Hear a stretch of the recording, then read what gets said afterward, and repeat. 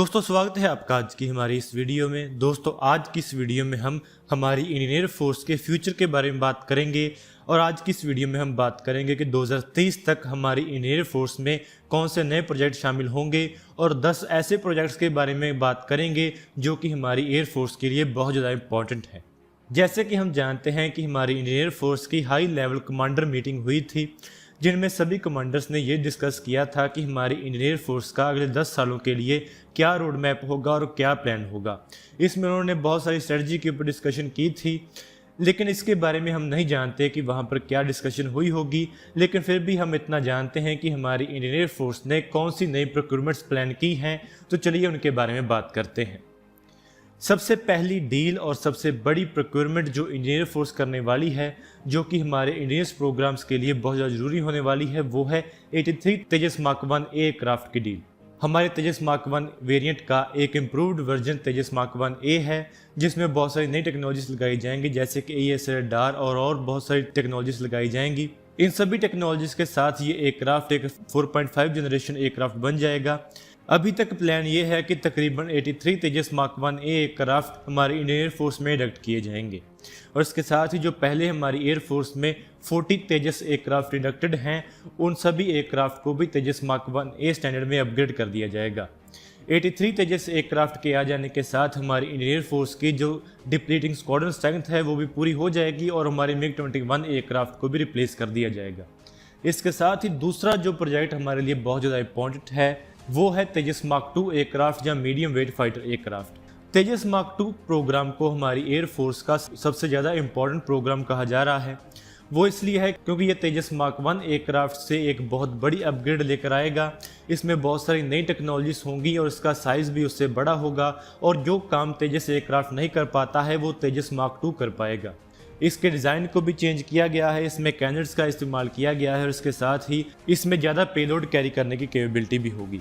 इस एयरक्राफ्ट की अगर प्रोटोटाइप की बात करें तो इसके प्रोटोटाइप के बारे में ऐसी न्यूज़ आई है कि 2023 में इस एयरक्राफ्ट का पहला प्रोटोटाइप रोल आउट कर दिया जाएगा और इसके बाद इसकी टेस्टिंग की जाएगी और इसकी टेस्टिंग के बाद इस एयरक्राफ्ट को अगले 3 सालों में इंडक्ट कर लिया जाएगा। अगर रियलिस्टिकली बात करें तो ये एयरक्राफ्ट 2026-28 तक हमारी एयरफोर्स में शामिल हो जाएगा। इस एयरक्राफ्ट के लिए भी हमारी एयरफोर्स ने 100 से ज़्यादा एयरक्राफ्ट खरीदने का प्रॉमिस किया है, यानी कि इंडियन एयर फोर्स ने कहा है कि वो इस एयरक्राफ्ट के 100 से ज़्यादा यूनिट्स खरीदेंगे ही खरीदेंगे।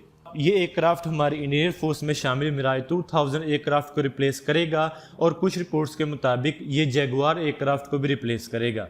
इस एयरक्राफ्ट के बारे में ऐसी रिपोर्ट्स हैं कि ये मिराज 2000 एयरक्राफ्ट के मुकाबले में तो ज़्यादा बेहतर होगा, लेकिन ये राफेल एयरक्राफ्ट के मुकाबले में ज़्यादा बेहतर नहीं होगा। और वहीं अगर हम ऑर्का फाइटर जेट या twin engine deck based fighter aircraft के बारे में बात करें तो इंडियन एयर फोर्स ने अभी तक इस फाइटर जेट को प्रोक्योर करने में या डेवलपमेंट में कोई भी इंटरेस्ट नहीं दिखाया है, तो अभी तक हम ये नहीं कह सकते कि ये एयरक्राफ्ट हमारी एयरफोर्स को मिलेगा या नहीं। इसके साथ ही जो अगला बड़ा प्रोजेक्ट इंडियन एयर फोर्स के लिए है वो है MMRC 2.2। इस टेंडर के बारे में ऐसा कहा जा रहा है कि इस टेंडर को शायद खत्म किया जा सकता है और इसकी जगह पे एक नया टेंडर आ सकता है जिसे कि MRFA कहा जाता है। 114 फाइटर जेट खरीदने के लिए जो हमारा MMRC 2.0 टेंडर है उसको $17 बिलियन के ऊपर एस्टिमेट किया गया है। इसमें हमने 114 फाइटर जेट्स खरीदने हैं जो कि सभी फॉरेन मेड फाइटर एयरक्राफ्ट होंगे जिन्हें कि हमारे देश में प्रोड्यूस किया जाएगा। इसके साथ ही इसमें टेक्नोलॉजी शेयरिंग एग्रीमेंट भी होगा। इस टेंडर में बहुत सारे देशों के एयरक्राफ्ट पार्टिसिपेट कर रहे हैं। इसमें रशिया का MiG-35 और Sukhoi 35 एयरक्राफ्ट पार्टिसिपेट कर रहा है और अमेरिका का F-18 हॉर्नेट और F-15 eagle fighter aircraft participate कर रहा है और वहीं इसमें साब का ग्रिपन एयरक्राफ्ट और यूरोपियन यूनियन का यूरोफाइटर टाइफून एयरक्राफ्ट और फ्रेंच राफेल एयरक्राफ्ट भी पार्टिसिपेट कर रहा है। इन सभी एयरक्राफ्ट में से राफेल एयरक्राफ्ट के चुने जाने की सबसे ज़्यादा उम्मीद है। अगर राफेल एयरक्राफ्ट इस टेंडर में चुना जाता है तो इसमें 72 एडिशनल राफेल एयरक्राफ्ट खरीदे जाएंगे जो कि F4 वेरिएंट वाले होंगे और इसकी कीमत $8 बिलियन तक हो सकती है। ये एयरक्राफ्ट हमारी इंडियन एयर फोर्स की जो medium weight multi role aircraft की रिक्वायरमेंट है उसे पूरा करेंगे और कुछ रिपोर्ट्स के मुताबिक ये MiG-29 UPG फाइटर एयरक्राफ्ट को भी रिप्लेस करेंगे। इसके साथ ही हमारे लिए एक और सबसे ज़्यादा जरूरी प्रोजेक्ट होगा वो है सुपर सुखोई अपग्रेड प्रोग्राम। इस अपग्रेड प्रोग्राम को तकरीबन $6 बिलियन के ऊपर एस्टिमेट किया गया है। इसमें हमारे सुखोई 30M के फाइटर एयरक्राफ्ट को अपग्रेड किया जाएगा, उसमें नए इंजन लगाए जाएंगे, उसमें AES रडार लगाया जाएगा और उसके एवियोनिक्स को भी अपग्रेड किया जाएगा। उसके साथ ही उसके एयर फ्रेम में कुछ चेंजेस करने की भी बातें हो रही हैं जिससे उसकी स्टेल्थीनेस भी बढ़ाई जा सके। हमारे पास 272 सुखोई 30M के फाइटर एयरक्राफ्ट की फ्लीट है जिससे कि अपग्रेडेशन की बहुत ज़्यादा ज़रूरत है। अभी तक इन एयरक्राफ्ट को कोई भी मेजर अपग्रेड नहीं मिली है और इस अपग्रेड के बाद ये एयरक्राफ्ट चाइना के सुखोई 35 एयरक्राफ्ट के मुकाबले के हो जाएंगे और उससे सुपीरियर भी हो जाएंगे। और इसके साथ ही हमारा AMC फाइटर जेट भी डेवलप किया जा रहा है जिसके बारे में अभी रिपोर्ट आई है कि 2024 में इस एयरक्राफ्ट का पहला प्रोटोटाइप आ जाएगा और उसकी फर्स्ट फ्लाइट भी हो जाएगी। इसके साथ ही इस एयरक्राफ्ट के बारे में ऐसा कहा जा रहा है कि 2023 से पहले ही इस एयरक्राफ्ट के मार्क 1 वेरिएंट को इंडक्ट कर लिया जाएगा। इस एयरक्राफ्ट के भी 6 स्क्वाड्रन को खरीदने का इंडियन एयरफोर्स ने प्लान किया हुआ है, लेकिन अभी इस एयरक्राफ्ट के बारे में हम ऐसा नहीं कह सकते कि ये 2023 तक हमारी एयरफोर्स में इंडक्ट हो जाएगा, क्योंकि अभी तक हमारी एयरफोर्स की और हमारी मिनिस्ट्री ऑफ डिफेंस की ऐसी हिस्ट्री रही है कि किसी प्रोग्राम के कंप्लीट हो जाने के बाद भी वो किसी एयरक्राफ्ट के ऑर्डर देने में बहुत ज़्यादा देरी कर लेते हैं। तो ऐसा हो सकता है कि इस एयरक्राफ्ट का जो ऑर्डर दिया जाएगा वो 2023 तक लेट हो जाए। इसके साथ ही हमारी एयरफोर्स के लिए एवॉक्स एयरक्राफ्ट की भी बहुत बड़ी ज़रूरत है। हमारी एयरफोर्स को और ज़्यादा एवॉक्स एयरक्राफ्ट की ज़रूरत है। हमारे नेबर्स जैसे कि पाकिस्तान और चाइना दोनों के पास बहुत बड़ी गिनती में एवॉक्स एयरक्राफ्ट मौजूद हैं जो कि बहुत बड़े फोर्स मल्टीप्लायर्स हैं और इसी रोल के एयरक्राफ्ट की हमें भी ज़रूरत है। हमारे पास अभी बहुत कम गिनती में एवॉक्स एयरक्राफ्ट मौजूद हैं और हमें एडिशनल एयरक्राफ्ट की ज़रूरत है। हमारे पास नेत्रा एवॉक्स जो कि DRDO ने बनाए हैं उसे खरीदने की भी ऑप्शन है और इजरायली एवॉक्स जो कि फैल्कन एवॉक्स हैं उन्हें खरीदने की भी ऑप्शन है। कुल मिलाकर अगर हम बात करें तो 2030 तक हमें 20 एवॉक्स एयरक्राफ्ट की ज़रूरत है। इनकी कीमत $5 बिलियन से ज़्यादा की होगी।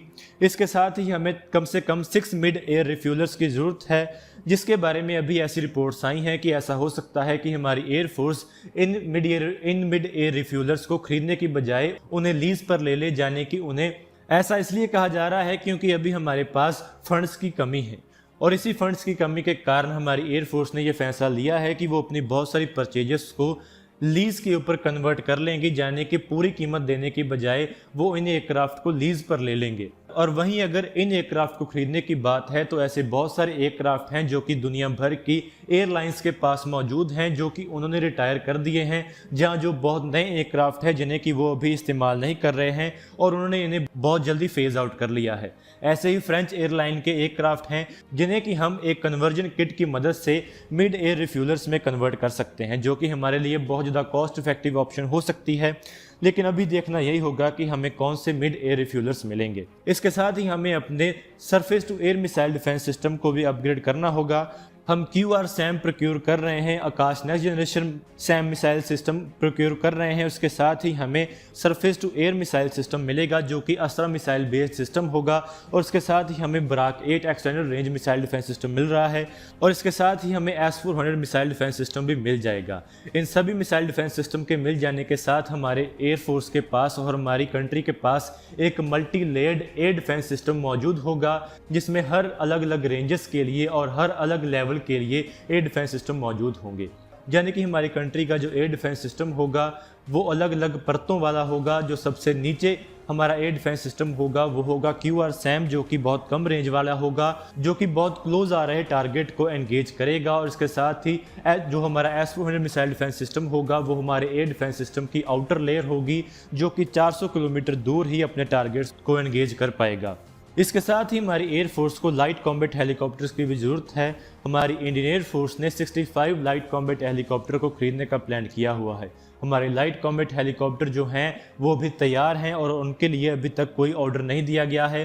पहले 15 लाइट कॉम्बैट हेलीकॉप्टर के ऑर्डर का अभी भी HAL इंतज़ार कर रही है, लेकिन वो ऑर्डर भी अभी तक पास नहीं किया गया है।